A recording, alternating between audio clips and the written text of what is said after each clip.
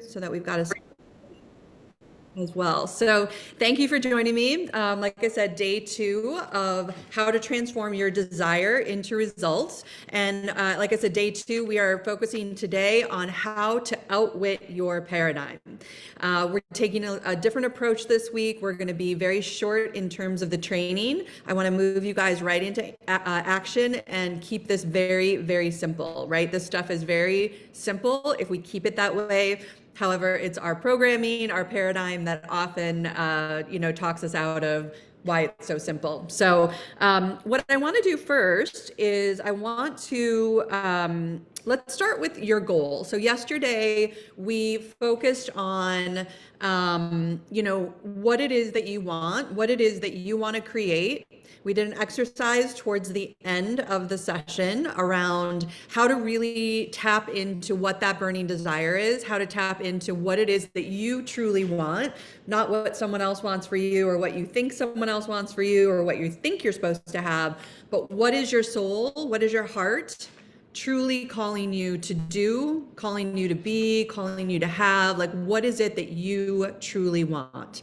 Okay, because the fastest way, the quickest way to any sort of manifestation is to dig down deep, take that time for that self-reflection so that you can open up and truly understand and know how to express yourself to the fullest, right? That's why we do this goal setting. So what we're gonna do, I'm just gonna turn on a little music for like a minute or two. What I want to encourage you to do is please get out a piece of paper and a pen. And in front of you, I want you to write your goal. So, the goal should start off, I'm so happy and grateful now that, and then a sentence, maybe 2, you want to keep it really short and tight. So it should fit on a goal card about that size. You don't want to make it too long. The self-image is where you can get a lot longer, a lot more detailed, and we'll work on the self-image tomorrow. All right. So right now, I just want you to take a minute or two. Like I said, I'll turn on the music and just write your goal, have it in front of you, have it at the forefront.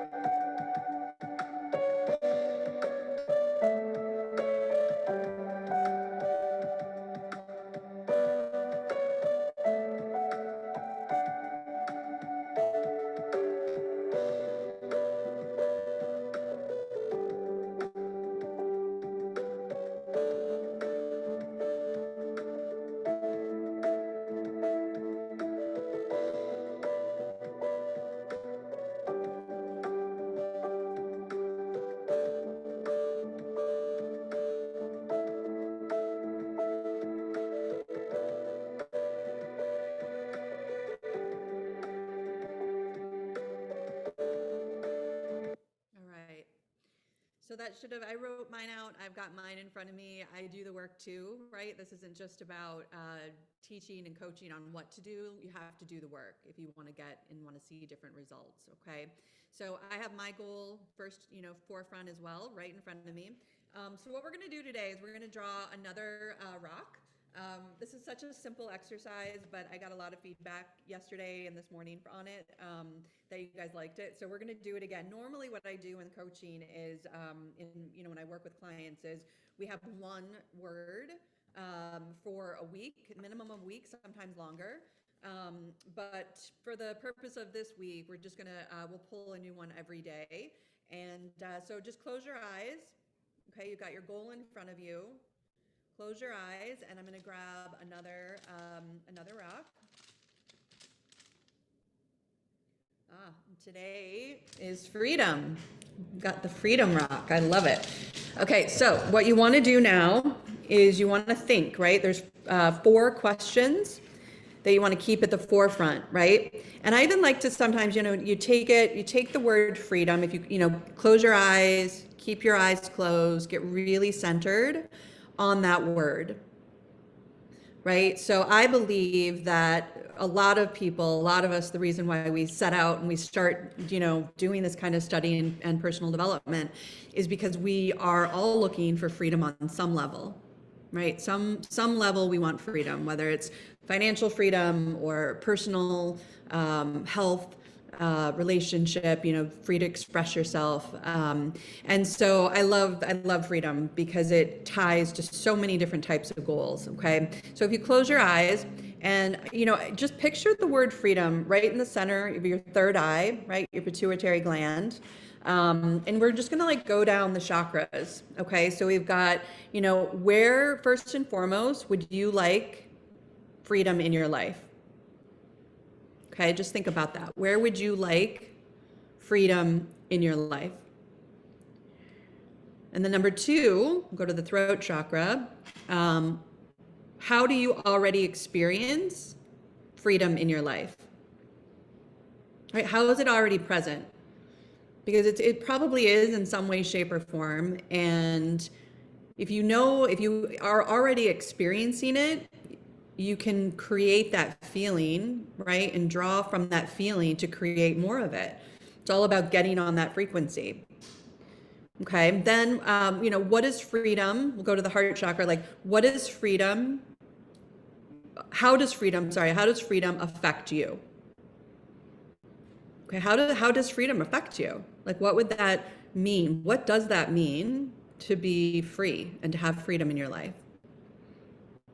Okay. And then we'll go down to the solar plexus. What can I do now to live a life of freedom? Right? What can I do right now? There's something right now in this moment today that you can do to create freedom. And listen, it can be as simple as just making a decision. Right? I started with that yesterday. All that requires to make a true transformation is the decision to do it and that burning desire. Okay, so there is something in this moment that, might be coming to mind that you can do, and just, again, keep it really simple. What can you do to create, freedom in your life now? Okay, and then down to the, the sacrum, sacral chakra, come up with an affirmation. I am free. I am financially free. I am free to be me. I am, I embody freedom. Whatever affirmation, whatever comes to mind. Again, I teach and coach on the concept of bio-individuality, right? I talk about that a lot, and we're all different. We're all unique. We're all creative beings, and we're all here to express ourselves on some level, whatever level that is. And that just ties really nicely. Of course, nothing happens by accident or mistake, but freedom ties really, really nicely into what we're going to cover today, which is the paradigm, which is programming and how to outwit it. Okay. So what I want, yesterday we read from Thomas Troward's entering into the spirit of it, right? And I'm not going to actually go back. Something else inspired me this morning when I was preparing for this. Entering into the spirit of it, it is, I read it yesterday. So if you didn't see it, I highly recommend go back and watch and listen to the beginning. All of the replays are posted under the guide section. But entering into the spirit, right? If we think about spirit and source energy, spirit energy, spirit is omnipresent, right? It is everywhere at all times within everything. So our spiritual reality is much, much, much, much, much greater and expansive and present than actually our physical reality. However, it's the programming, the years of programming, first through genetics, then through our environment, that gets reinforced through repetition. It's the programming that is trying to tell us all the reasons, why we can't be, do, or have something that we want, and or that it's, not possible for us. It's okay for other people, but not for us. And so, and I can, I'm here to tell you, that's just not true. That is not true. Bob always used to say that the paradigm is like a con person. It's always trying to trick you out of the ways in which you can attain what it is that you are looking to achieve. So entering into the spirit is what we read yesterday, and it's so important because you have your goal in front of you, right? You have the word freedom now. Like, if you just simply enter into the energy, enter into the spirit of your goal, of the feeling of the wish fulfilled, right? Of freedom. Like, the spiritual side is so much greater and, can aid you in attracting everything you need and want towards your goal if we surrender and let and allow and turn ourselves over to that universal energy, right? That universal spirit energy, source energy. A lot of people call it different things. So entering into the spirit is what we read yesterday. But what I want to touch on today is called The Spirit of Opulence, still from Thomas Troward. So, and this ties so perfectly with the goal. So I'm only going to read the first couple sentences, but he says, "It is quite a mistake to suppose that we must restrict and stint ourselves in order to develop greater power or usefulness. This is to form the concept of the divine power as so limited that the best use we can make of it is by a policy of self-starvation, whether mental or physical. Of course, if we believe that some form of self-starvation is necessary to producing good work, then so long as we entertain this belief, the fact is actually so for us." Okay, so I'm just going to stop right there. Like, when you're doing your goal setting, right? When you're digging down deep and you're really like thinking about, what is your why? What is it that you really want? Are you restricting yourself? Are you allowing yourself to really go within and pull from what it is that you want? Are you being honest? Are you being raw? Are you being vulnerable with yourself? Because that's what it's going to require, right? It's going to require you to be incredibly, brutally honest with yourself first around what it is that you want. All right. And then on the other page, he says, "We must not make ourselves dependent on any particular form of wealth or insist on its coming to us through some particular channel. That is at once to impose a limitation and to shut out other forms of wealth and to close other channels. But we must enter into the spirit of it, and the spirit of it is life. And throughout the universal life ultimately consists in circulation," right? We talk about that, everything must circulate. Everything is energy and it must circulate. And so I thought that was really important because, a lot of people that I work with will set a goal and then they'll think that they're going to achieve it or attain it. Say it's a financial goal, by one particular means, right? By one particular form of income. But that's coming from a forceful energy. And you really just want to turn it over to spirit, turn it over to source, not worry about the how. It's a challenging concept. It can be, right? If you're not used to this way of thinking. And so, the last part here is that, he says that, the question is like, I am short of money. I hardly know how to pay for necessities. What do I have to give? The answer is, right, if we're coming from the spirit of opulence, however, maybe it's a financial goal and the money in the bank account right now isn't reflective of that, and there's no signs in your physical environment about it, what do you do? And the answer is that you must always start from the point of where you are, right? I said it yesterday, like, we are all here for a reason, okay? This is not by accident. You're not listening to this, you're not participating, you're in this group for a reason. And now it's up to you to take action, right? And even if you can't do it on the physical plane, you can do it on the mental plane, you can do it on the spiritual plane. And you just start from where you're at, right? We can all do that. We can all go into our minds. We can all go tap into that energy and create from that place. Okay, so I love Spirit of Opulence. I think it's so beautiful. And I will always challenge, I can be working with clients for months and months and months, and all of a sudden it'll dawn on me, like, they don't actually have a goal, right? It's what you think. A lot of times it is what you think you can have, or what you think you're supposed to want, or what you think will create freedom. but that's not it. Okay. I promise you, like, it's gotta come from within. So so Spirit of Opulence is a phenomenal read. You can Google it and pull it up if you want to read the whole thing. I just read the first couple paragraphs.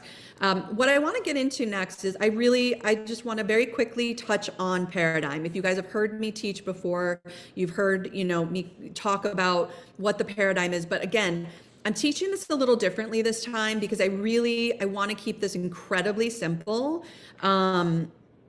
For you so that you can create a quantum leap, so that you can create, results even this week. Okay, so I'm going to share my screen and I'll just go ahead and I only have a couple of slides here. So yeah, obviously our theme for the week. Oh, you know what? Actually, apologies, 1 second. I think it's the wrong deck. Hold on. All right. There we go. Okay. So the paradigm, again, it can be a somewhat challenging concept for people to understand. Okay. But again, we're just going to keep it really simple, right? And going back to, it starts with what is it that you want, right? What do you want your next year to look like? Don't worry about the how, just use your imagination. Is it, better relationships, better finances, better health, a trip, a new home? Just ask yourself when you're doing this, and even though if you have your goal now, constantly be asking yourself, right? How far do I want to take this? What does this look like as me having achieved the goal? What is it that I really want in my life, right? What do I see myself having, doing, or being a year from now? And this, what it does is it starts to create order in the mind. And without order in the mind, what do? What does our mind tend to do? It drifts, right? If we are not focused on a goal, if we are not focused on an outcome, our mind drifts. And we just end up kind of, going through the motions of day to day, going to work, clocking in, clocking out, going to different, functions, family functions, friend functions, like whatever it is, we just kind of start to become, like a plaything for outside forces where we're not in control of ourselves, right? So this is why proper goal setting is so important, because it helps you to create order. And Troward actually said, one of my favorite quotes is, he said that order is heaven's first law. And I even remember, like, even just a couple weeks ago, I moved into this apartment last October, and I realized that I hadn't fully settled. I like moved in and I did what I sort of needed to do, but there were parts, and there still are, where I'm working my way through parts that were not organized. And I wasn't aware at the time that it was causing this kind of like unrest, this like a little bit of an unsettled feeling in my environment, right? In not only my home, but where I work, where I'm at with my family, I entertain, and so order is heaven's first law, and the most important place to start with order is in your mind. And some people, will start with their physical environment as well, but ultimately that's what we want to get to, is the order in the mind, right? And so that's why the accountability with coaching and mentorship and any sort of program is so key, because what you currently do is, without that, is you're looking at your reality as just what is, right? And your current results is just that is just what it is. But the thing is that you can change that, right? I promise you, like, you have the power to change that. So the paradigm, right? Keeping it super simple. I always just equate it to, another word for paradigm is your program, right? The mental program that has almost exclusive control over your habitual behavior, and almost all of our behavior is habitual. And so the program, right, is first formed for us through our genetics. And then it continues to get reinforced after we're born through our little life where, we're growing up and our caregivers, our parents, our family, our teachers, our friends, eventually, if we get into the workforce, it impacts our entire life. It creates a mental program. So if you think about like a literal computer programmer, someone who goes in and programs the computer, right? A computer needs to be programmed. It needs somebody to go in and do that. And that's exactly how our minds work. Okay. And so what happens is that we get to a point in our life where, I find it's usually for most people, it's like mid to late 30s.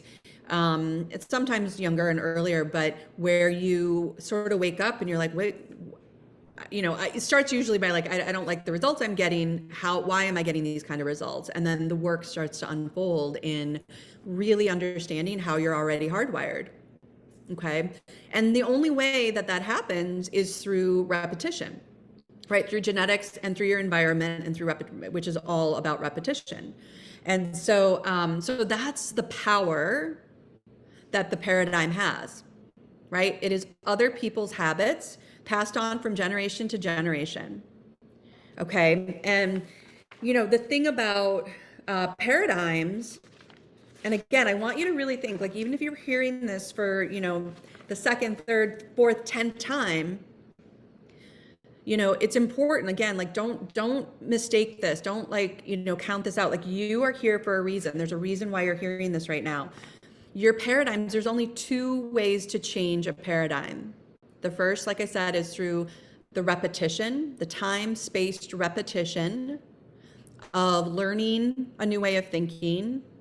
You literally are creating like a new groove in your mind, a new habit pattern in your mind, and then through repetition, you're able to override any sort of old habits that are no longer serving you. Okay. It's possible to do that on your own. I will tell you, it takes a lot longer because you're still coming from your paradigm. You're still coming from your level of awareness. And if you want to accelerate the process, right? If you want to accelerate your growth and accelerate your results, the only way to do it is through coaching and mentorship. Okay. It genuinely, truly is.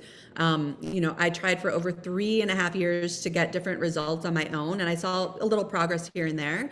But it wasn't until I sought out a coach and a mentor and literally turned myself over and did exactly what he told me to do. Right? Not half, not 3/4. I did exactly what he told me to do. And everything shifted within a really short time. So that's the first way. The second way to change a paradigm is through an emotional impact. Right? And emotional impacts are not normally positive. They can be, but they're not normally. And so the key is to take back control of your mind, right? Before you experience any sort of an emotional impact. And so, the stick person with this, again, this is so simple, but it is so important to really understand, right? So the reason why we use this illustration of the stick person is because we actually think in pictures, right? If you were to close your eyes and I were to say, like, what does your front door look like? Right? An image would flash on the screen of your mind. If I were to say, what does your car look like? What is the color? What is the, like, even where it's parked right now, like, you're going to get an image on your mind, on the screen of your mind as to what that looks like. And so because no one has ever seen the mind, right? Whenever I ask people, like, what does the mind look like? A lot of times I'll hear, oh, your brain, or I don't know, it doesn't look like anything. And so the mind is actually not the brain. The mind is in every cell of the body. But because we think in pictures, it is incredibly helpful to have a picture to work with on this. Okay, so we have the stick person, right? And what we're going to do is, again, for the sake of illustrating it, we're going to use the head as the mind and draw a line right through the center. And at the top half, we've got the conscious mind. And at the bottom half, we have the subconscious mind. And then underneath that, we have the body, right? The body is an instrument of the mind. We've all heard that. So a few things to really understand and really burn these into your memory is that the conscious mind is the thinking mind. Okay? It is the educated mind and it is the intellect. The subconscious mind, I think I messed up my slides. So the subconscious mind is the emotional mind. Okay? The subconscious mind controls 96 to 98% of all of your results, right? All of your results, all of your perceptions, and all of your behaviors. Okay, and the behaviors, remember, are your habits. So the subconscious is incredibly important. But as is the subconscious, as is the conscious, you need both. You really do. Like we put so much emphasis and metaphysics and like psychology, like we put a lot of emphasis on the subconscious because it's so misunderstood and it is so powerful. However, it's a misconception that the conscious mind is just kind of taking in this information, but we actually need both. We need to have that balance between both. Okay, because we take in this information through the conscious mind. Again, thinking mind, educated mind. This is where we learn, right? We take in all this knowledge, and it's our intellect. And so the difference now between the two is that the conscious mind, it has the ability to choose. It can accept or reject, and it has the ability to originate a thought. The subconscious mind is much different, and the subconscious must accept, it cannot reject, and it can't determine the difference between that which is real and that which is imagined. Right? And so this is why we do a lot of the exercises that we do in a coaching program, in a training or a boot camp, is because even though the exercises seem illogical, and I know the one that I have for you guys today is definitely going to seem silly, but I promise you they're very powerful when you actually take the time to do them. Okay, and you have to move into action. So what happens is that we take in through our conscious mind everything through our five senses, right? And then we decide, are we going to accept that, or are we going to reject it? Right? Are we going to originate our own thought? Are we going to choose a thought? And so that is the power of the conscious mind. And then with depending on what it is that we decide to choose or accept or reject or originate, then we take that and it gets suppressed into the subconscious through the repetition. So this is why taking control over your thoughts, which lead to your feelings, which lead to your results, is so crucial in the manifestation process, right? Because again, one of my favorite quotes, we cannot solve our problems with the same thinking we used when we created them. Okay, so what that means is that if you have something, if your reality is not in all areas exactly what it is that you desire, and you want to transform that, you have to change your thinking. I promise you, you will not get different results with the same way of thinking, because you are coming from your paradigm. All right. So before I share the assignment, I want to share something with you. I've never really read from this before. So Napoleon Hill, right, who wrote Think and Grow Rich, he has several books, but this one is called Outwitting the Devil. Okay, and I mentioned drifting before, and you good? Or my daughter's home. So he mentioned drifting before, and I think this is really different, really important to really understand this. So he calls the paradigm the devil, right? Because the paradigm, as Bob used to say, is like a con person, right? It tries to trick you and convince you all of the ways, all of the reasons that you can't have what it is you're telling the universe that you want. And so the book is called Outwitting the Devil, and it's kind of like, it's a Q&A between, Napoleon Hill and the paradigm, really, the programming. And so I just find this so fascinating, is that, the question was like, how do you, the paradigm or the devil, how do you get into the mind of people. And he says, the answer is, my greatest weapon over human beings consists of two secret principles by which I gain control of their minds. I will speak first of the principle of habit, right? Habit, I've mentioned that before, through which I silently enter the minds of people. By operating through this principle, I establish the habit of drifting. When a person begins to drift on any subject, he is headed straight towards, in the opposite direction of where he wants to go. Okay, so even just like letting your mindset slip and not being locked in, not having those triggers to stay locked into your goal and what it is that you want, there leaves that window open for that paradigm to come in, right? And then the question was, describe all the ways in which you induce people to drift. And he said, I can best define the word drift by saying that people who think for themselves never drift, while those who do little or no thinking for themselves are drifters. A drifter is one who permits himself to be influenced and controlled by circumstances outside of his own mind. He would rather let me occupy his mind and do his thinking than go to the trouble of thinking for himself. A drifter is one who accepts whatever life throws in his way without making a protest or putting up a fight. He doesn't know what he wants from life and spends all of his time getting just that. A drifter has lots of opinions, but they are not his own, right? And so this is why, like, I always, when you're studying this, you're writing your goal, you're doing all your exercises, like, really think for yourself. Are you just going about your day, getting up in the morning? I'm on live. And are you getting up, your day, going about your morning? Are you just kind of in a habitual pattern? Or are you really being deliberate and intentional, right? The power of intent. Are you being intentional, not just with your actions, but with your thoughts? Right. And then the last part I just wanted to sum up is that the way that the paradigm creeps in, he says, are through the ones that are most useful are through the feelings of fear, superstition, greed, lust, revenge, anger, vanity, and plain laziness.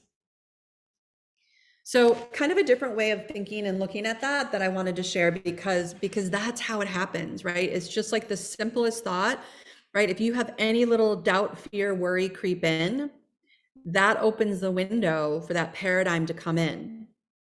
All right. I find that, in both my own personal experience and with people that I coach, that when you set out, you've got your goal, you're feeling really good about your goal, you start creating some wins, then all of a sudden your circumstances, life starts throwing you these little obstacles. It could be big, could be small, could be, it could look a lot of different ways, shapes and forms. And that's the moment. So like, that is the moment where any sort of little fear or doubt or worried can creep in and take hold. Right. And so it's only though if you allow it to, right? It is only if you allow it to, and you have that power. All right. And you don't have to do it alone, right? We do this work by ourselves, but we do not have to do it alone. And that's why I'm here to help. So, please, that is the lesson that I have for you today. The assignment for today, we'll post it in the group. But the assignment for today is I want you to take your goal and I want you to write it 20 times with your non-dominant hand. All right, it's going to feel awkward and silly and all of the things as you're doing this. Now, important note is, like, you don't have to do it. You don't have to write, I'm so happy and grateful every time. Just write, I'm so happy and grateful at the top. And then the goal, 20 times. One, so I'm so happy and grateful. Now that, number one, say it's a financial goal, like I'm earning more than X amount every month, creating my life of freedom, whatever the goal is. And then you write that 20 times, but it must be with your non-dominant hand. All right. And then I'll be reaching out, messaging just to see how you guys are coming along with that and what you're learning. I will tell you, I'll just give you a little hint with this exercise. It's not to create all this agony and all this like stress on your non-dominant hand. And like, I remember my paradigm put up a royal battle every time I did this exercise. And I did it, got every day for, I think like 9 months. And it took that long to realize my own experience that all of a sudden one day I was writing it, and every day I was like, this is so silly, this is so stupid, I don't understand why I'm doing this, I really don't like writing with my left hand. And then all of a sudden it dawned on me that that exercise is there for a number of reasons, but the one that I experienced was because that's what it feels like to change a paradigm. Okay, that's what it feels like. It can be very uncomfortable because you're doing something that you've never done before. Okay, you're physically taking action first in your mind and then through, through physical action around something that you've never done before. And that is what is required, you guys, to create a life of freedom. Going back to freedom, right? To create a life of freedom, to create a life truly by design that is one that you want, right? So you can stop living from your current circumstances and results, right? I want for you to be able to create exactly what it is that you want. And the first step is figuring that out, setting that goal, pulling from within, and then knowing, right? Knowing what's holding you back. And the very first thing is the paradigm. All right. So again, that's what I have for you today. Please pop in any questions. Everything will be under the guide section. We also have replays over on my YouTube channel and more to come. We'll be back tomorrow. I'll be on the road. I've got my kids going down to a wedding in Nashville on a road trip. So I'll be from the road tomorrow, but I'm looking forward to being back with you, and let me know if you need anything. Bye for now.